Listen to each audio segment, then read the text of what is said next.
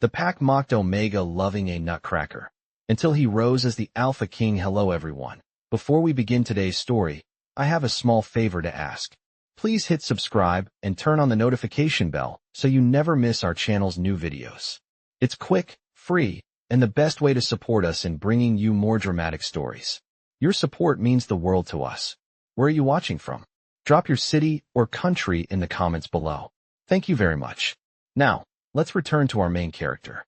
Harper Quinn had learned to keep her shoulders narrow and her voice softer than the wind that brushed the winter square, because in her pack, being an Omega meant every glance measured her worth before she ever spoke, and on festival day that judgment sharpened into something colder.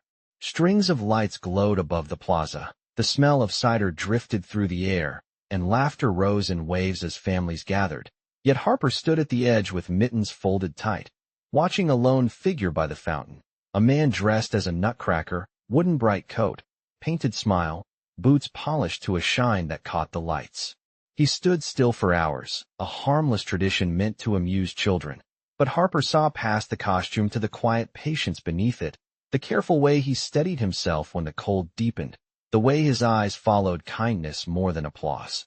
When she offered him a cup of cocoa, murmurs rippled, then grew louder, sharper, until words like foolish and naive drifted toward her like snowflakes that stung. They laughed because she lingered, because she smiled, because she spoke to him as if he mattered, because loving something gentle in a place obsessed with dominance was a flaw they loved to point out. The Nutcracker introduced himself as Nick Carver, his voice low and polite, his gratitude sincere, and Harper felt an unexpected calm settle in her chest, the kind that comes when the world briefly makes sense. She didn't notice how the crowd shifted when he moved, how conversations softened when his gaze passed, how even the loudest voices seemed to find quieter ground near him. Harper only noticed the sting when someone mocked her openly, asking why an Omega would waste her heart on a painted toy, and the way Nick stepped slightly between her and the noise without making a scene. As the evening stretched on, the mockery turned into a chorus, and Harper's cheeks warmed not with shame, but with resolve. She would not apologize for choosing kindness. Nick met her eyes then, a look steady as a mountain line, and for a heartbeat the lights seemed to dim around them. Somewhere beyond the square, a horn sounded to mark the hour, and the pack's laughter faltered as if the night itself had inhaled. Harper didn't know why her pulse quickened, only that the air felt charged, expectant, and that the man everyone dismissed as a Nutcracker stood a little taller, his posture easing into something natural, unhidden, as if he had been waiting for the right moment to simply stand as he was. The hush that followed did not break all at once. It thinned, like frost melting under a rising sun, as people leaned closer, curious rather than kind, and Harper felt the familiar pressure return, the quiet expectation that she would step back and disappear. She did not. She stayed beside Nick, her mittens still warm from the cocoa cup, her breath steady as she reminded herself that dignity did not need permission. The lights flickered as a breeze cut through the square, and the Nutcracker's painted smile caught the glow, making the crowd chuckle again, softer this time, unsure. Someone called out a joke meant to land easy, but it fell flat, and Harper noticed how Nick's attention never wavered from her, how his presence felt anchored, as if the ground knew him. Children tugged at sleeves to get closer to the fountain, vendors paused mid-sentence, and a few elders exchanged glances, the kind that carried memory. Nick shifted his weight and the costume creaked faintly, and Harper realized he was cold, so she draped her scarf around his neck without thinking. The reaction was immediate, not loud, but collective, a murmur of disbelief that an Omega would give comfort where none was expected, and Nick's quiet thank you sounded like a promise kept. The clock chimed again, each note echoing longer than it should, and Harper felt a prickle along her arms, a sense that the evening had slipped onto a different track. She caught Nick studying the square, not as an outsider, but as someone counting breaths, measuring distance, reading a room the way leaders did, and when he looked back at her, his eyes held warmth and restraint in equal measure. A pair of guards at the far edge straightened without knowing why. Conversation dulled to whispers, and the laughter that once cut sharp now tasted uncertain.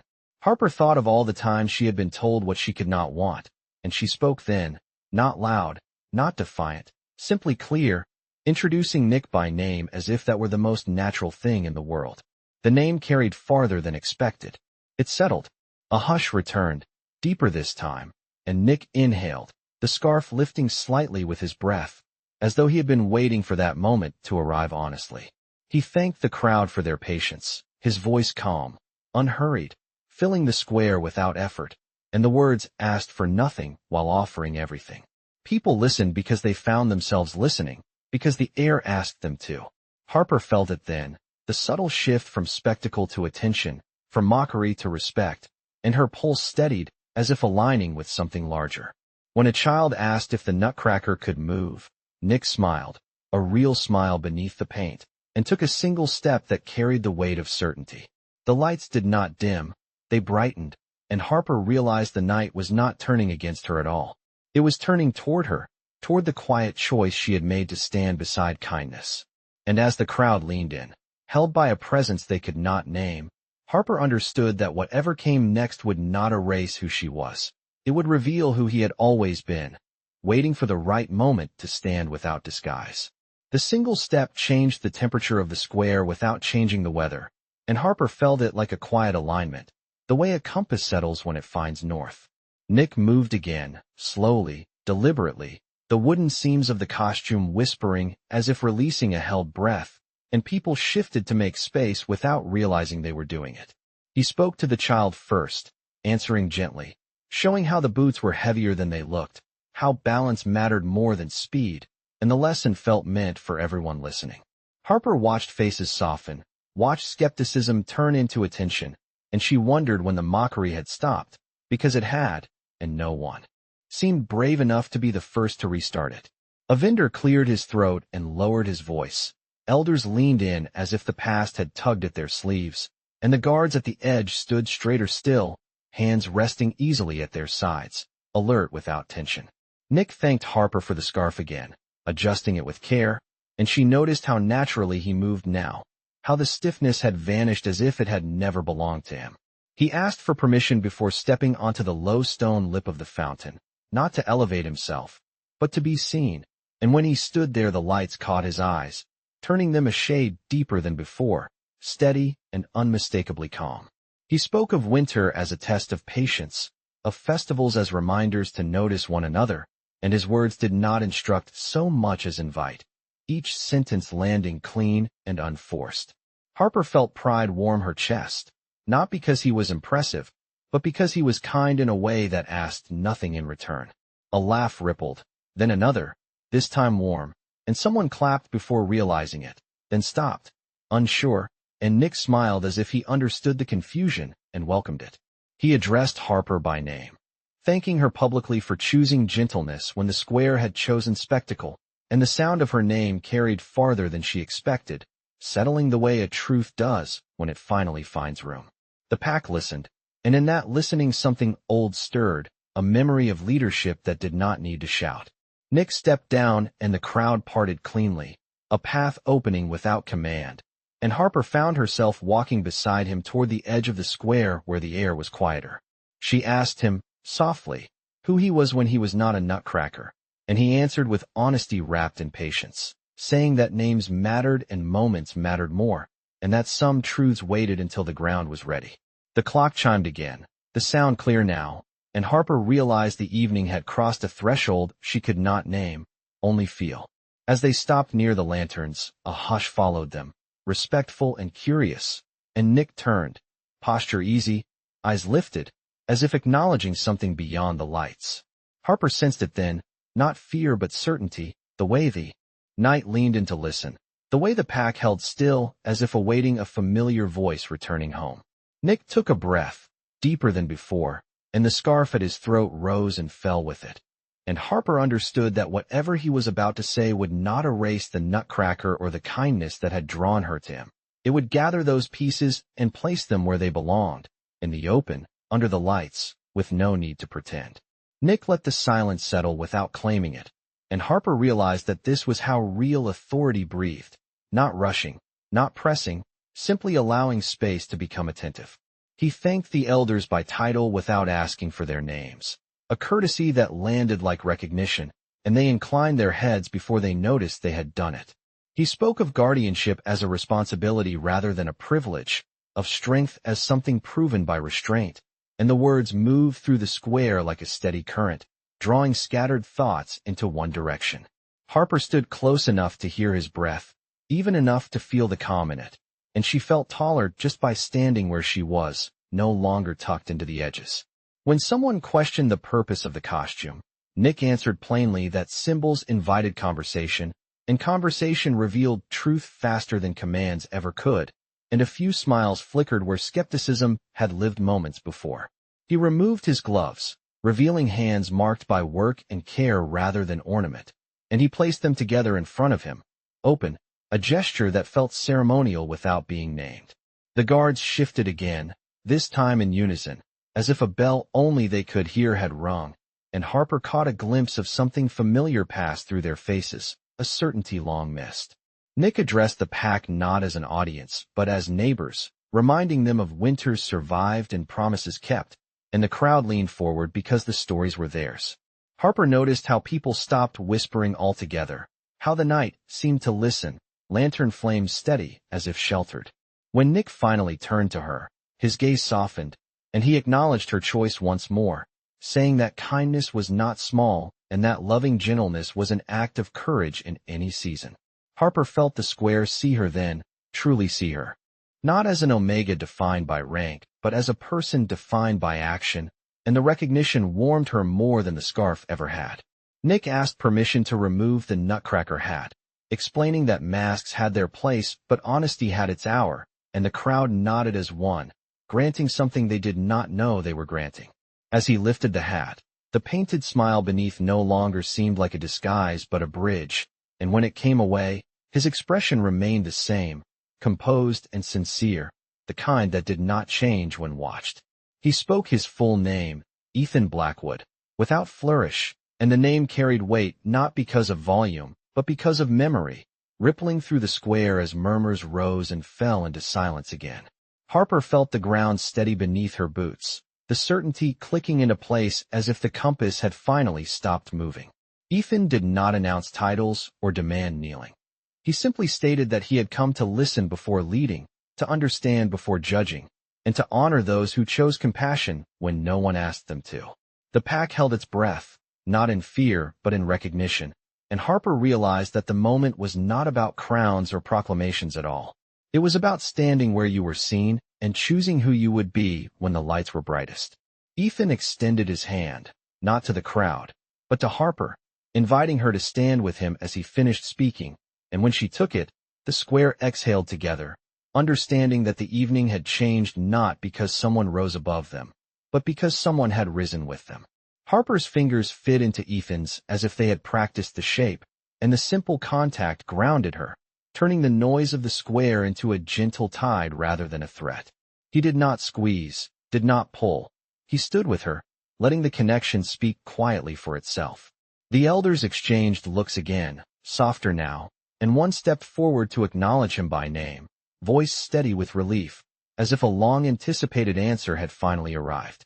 Ethan responded with gratitude rather than expectation, thanking the pack for patience and reminding them that trust was built the same way winter fires were kept, with care and consistency. Harper listened, heart steady, as he spoke of the road ahead without promises that glittered, only commitments that endured, and the crowd nodded because they recognized the difference. A child tugged at Harper's coat and asked if the Nutcracker would come back next year, and Ethan knelt to answer at eye level, saying that traditions could grow without losing their joy, and laughter returned, warm and unafraid. The lanterns glowed brighter as dusk deepened, and Harper felt the square transform into something like home, the edges no longer sharp.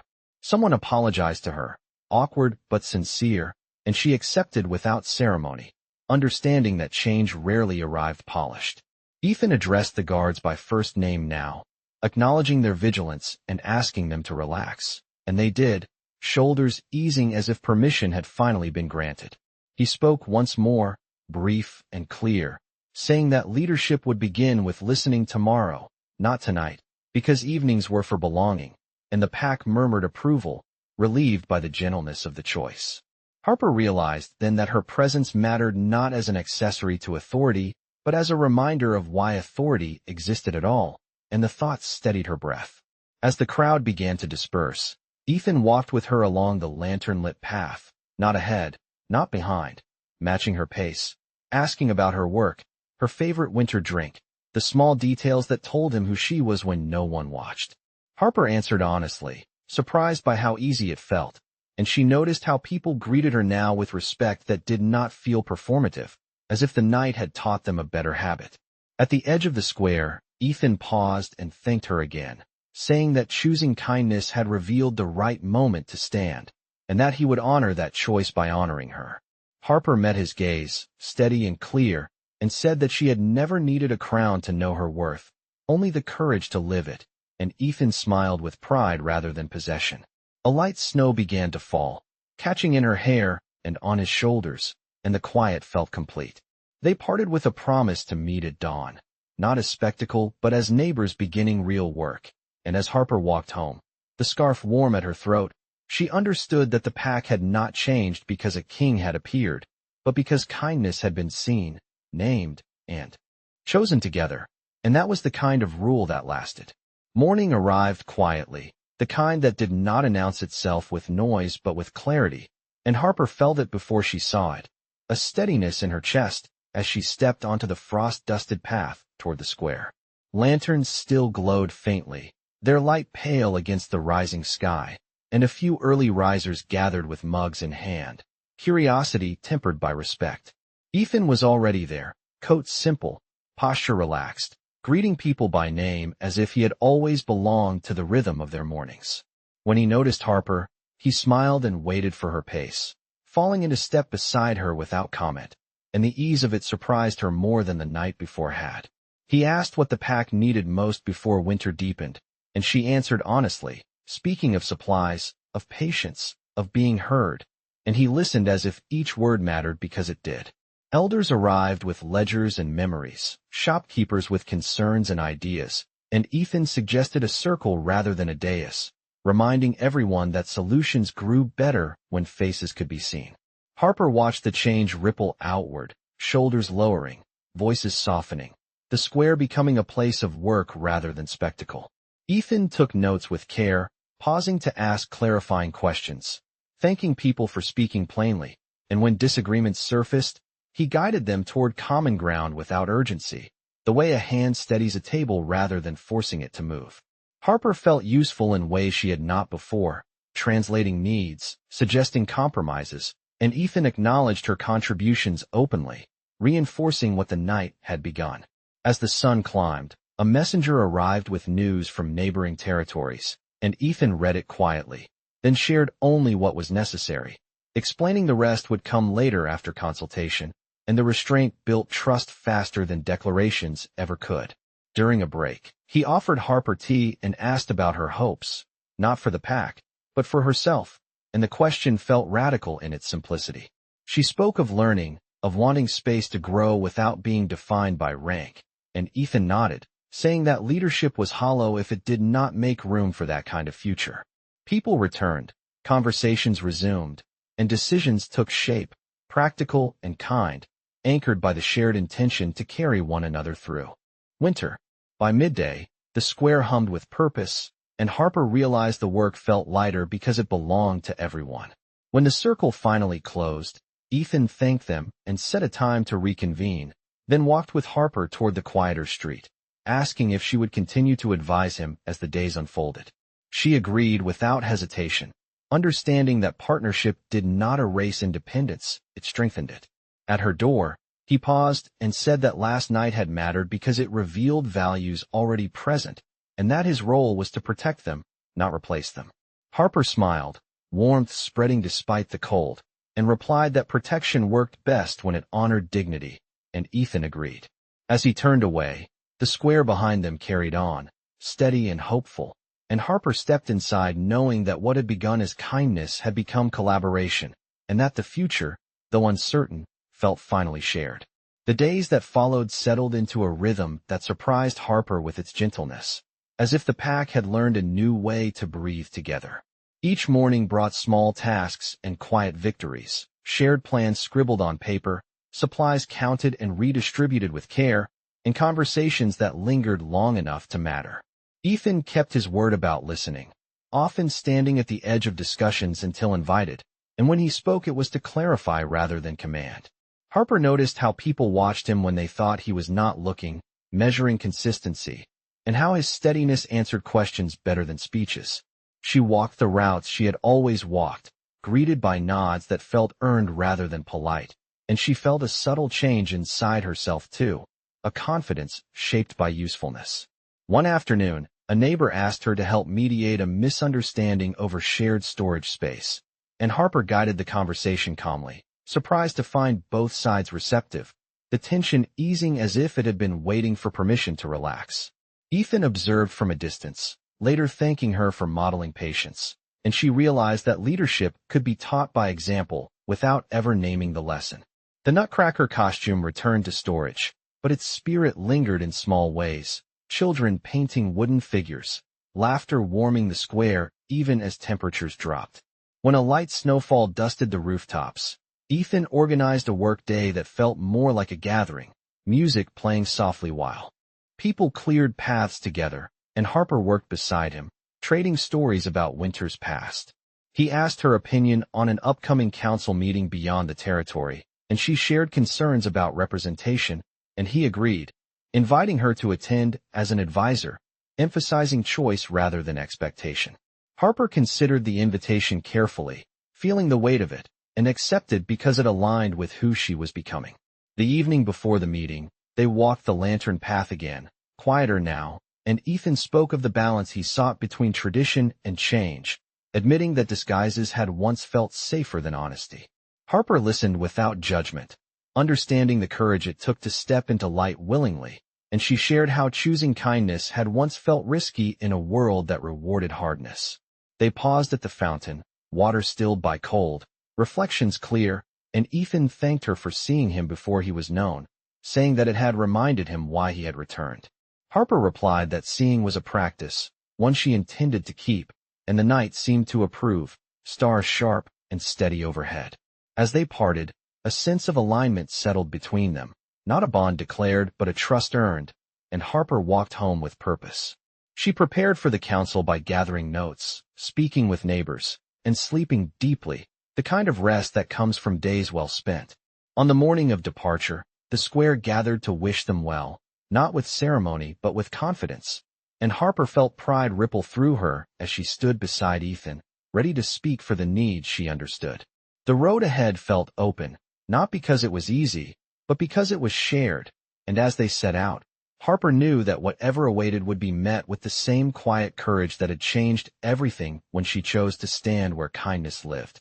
Winter settled fully a week later, clean and bright, and the pack moved through it with a confidence that felt earned rather than borrowed. Harper stood at the square as lanterns were rehung and supplies organized, watching neighbors greet one another with ease, the habits of cooperation now familiar. Ethan arrived without escort, coat dusted with snow, and joined the work without announcement, lifting boxes, listening to concerns, thanking people by name. The simplicity of it steadied everything. When the last task was finished, he asked the pack to gather, not for ceremony but for acknowledgement, and voices quieted with a trust that had learned its own shape. He spoke briefly, saying that leadership would remain accountable, that listening would continue, and that dignity would guide decisions. And then he turned to Harper and asked her to stand beside him. She did, heart calm, and he thanked her publicly for choosing kindness when it was easier to step away, saying that her example had reminded them all what strength looked like when it was gentle. The pack responded not with applause, but with agreement, nods passing through the crowd like a shared promise. As the meeting ended, children ran across the snow, laughter ringing, and Harper felt the circle complete, the night of mockery now a memory transformed into momentum. Later, as dusk settled, Ethan walked with her along the lantern path, the same route where everything had begun, and he asked what she wanted next, not as an advisor or symbol, but as herself. Harper considered the question carefully and answered that she wanted to keep building, to learn and contribute without losing the kindness that had guided her, and Ethan replied that he would protect that space with consistency rather than command.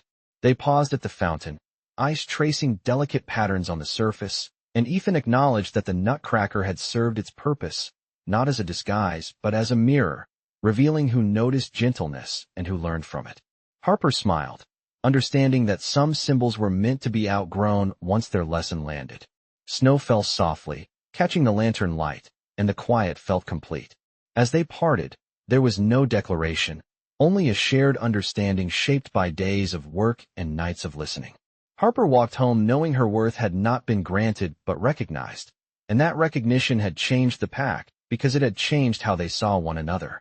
From that evening on, winter held fewer fears, and the valley learned that when kindness was chosen and protected, leadership did not need to rise above the people to be true. It rose among them, steady and present, and the future unfolded with a gentler strength that lasted.